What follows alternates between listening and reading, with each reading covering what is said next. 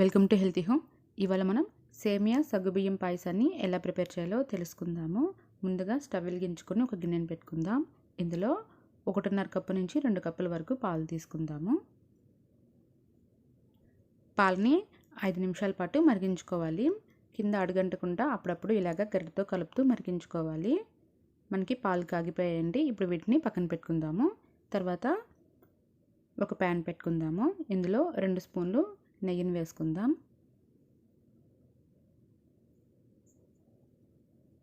తర్వాత ఇందులో 1/4 కప్పు జీడిపప్పు వేసుకుందాము. ఇది కొద్దిగా వేగిన తర్వాత ఇందులో 2 స్పూన్లు ఎండు ద్రాక్షని వేసుకుందాము. ఇవి మనకి ఫ్రై అయిపోయాయండి. ఇప్పుడు వీటిని వేరొక బౌల్లోకి తీసుకుందాము. ఇప్పుడు వీటిని పక్కన పెట్టుకుందాం. తర్వాత ఇదే నెయ్యిలో 1/4 కప్పు సగ్గుబియ్యం వేసుకుందాము. వీటిని కూడా లో ఫ్లేమ్లో ఫ్రై చేసుకోవాలి. చూడండి, ఇవి మనకి వేగిపోయాయి. ఇవి మనకి క్వాంటిటీస్ డబుల్ అయితే ఇవి వేగిపోయినట్టు. ఇప్పుడు వీటిని కూడా ఒక బౌల్లో తీసుకుందాము. ఇప్పుడు వీటిని పక్కన పెట్టుకుందాం. తర్వాత ఈ నెయ్యిలోనే 1 కప్పు సేమియా వేసుకొని వేయించుకుందాము. సేమియాని కూడా లో ఫ్లేమ్లో ఫ్రై చేసుకోవాలి. చూడండి, సేమియా మనకి ఇలాగా గోల్డెన్ బ్రౌన్ కలర్ రాగానే స్టవ్ ఆఫ్ చేసేసి వేరొక ప్లేట్లోకి తీసుకుందాము. తర్వాత స్టవ్ వెలిగించుకొని ఒక గిన్నెని పెట్టి ఇందులో 3 కప్పులు వాటర్ వేసుకుందాము. 1 కప్పు సేమియాకి 3 కప్పులు వాటర్ వేసుకోవాలి. ఇలా వేయడం వలన మనకి సేమియా అనేది చిక్కబడకుండా ఉంటుంది. చూడండి, వాటర్ మరుగుతుంది కదా. ఇప్పుడు ఇందులో మనం ముందుగా ఫ్రై చేసి పెట్టుకున్నటువంటి సగ్గుబియ్యం వేసుకుందాము. ఇప్పుడు ఇది మనకి ఉడకటానికి 15 to 20 మినిట్స్ వరకు పడుతుంది. చూడండి, ఇప్పుడు మనకి ఇది ఉడికిపోయింది. ఇప్పుడు ఇందులో మనం ముందుగా ఫ్రై చేసి పెట్టుకున్నటువంటి సేమియాని వేసుకొని ఉడికించుకుందాము. సేమియా సగ్గుబియ్యం 2 ఒకేసారి వేసి ఉడికించకూడదు. మనకి సేమియా అనేది చాలా త్వరగా ఉడికిపోతుంది.